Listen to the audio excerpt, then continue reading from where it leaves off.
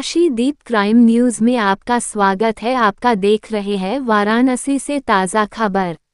Varanasi काशीदीप vision 2 दिन पहले वाराणसी कचहरी परिसर में बड़ागांव थाने के दरोगा मिथिलेश प्रजापति के साथ हुई मारपीट की घटना ने अब नया मोड़ ले लिया है।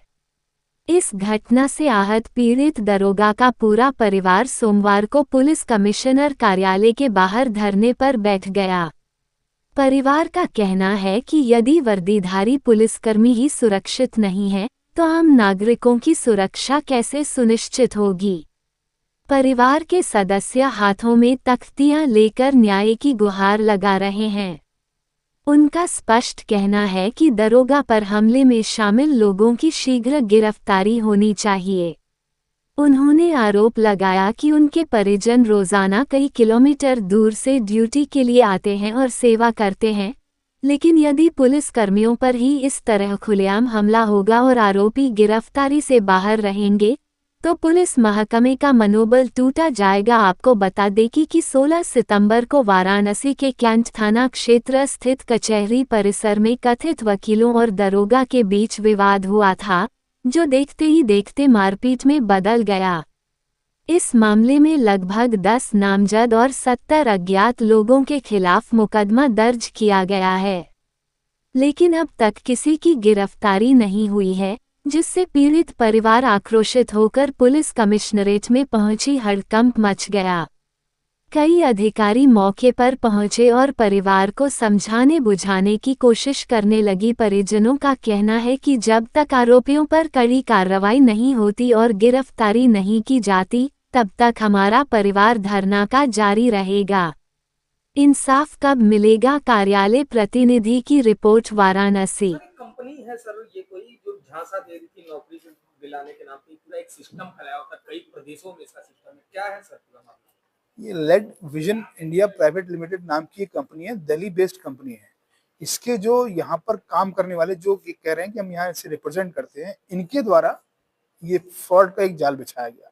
ये भ्रमित किया गया नए युवाओं को कि हम आपको नौकरी देंगे, और नौकरी देने का तो कोई कॉन्सेप्ट ही नहीं। उनसे 24,000 रुपये लगभग जब पहली बार जब आते थे उनसे जमा कराए गए, और इनको यहाँ इधर फ्रॉड से भय से यही रखा गया अपने एक दूसरी जगह, दूसरे थाना क्षेत्र में, हमारे कोतवाली देहात में नकेरा के अंदर, और ट्रेनिंग कभी कुछ और बात करके उन्हें कार्रवाई नहीं करने दी गई, और इनके साथ डिफ्रॉड करके पूरा काम किया गया। जब ना तो नौकरी मिली और ना पैसा, और इनसे ये कहा गया कि अगर आपको आगे पैसा लेना है तो कमीशन के रूप में मिलेगा, और साथियों को जोड़िए, औरों को भी इस मायाजाल में फंसवाइए।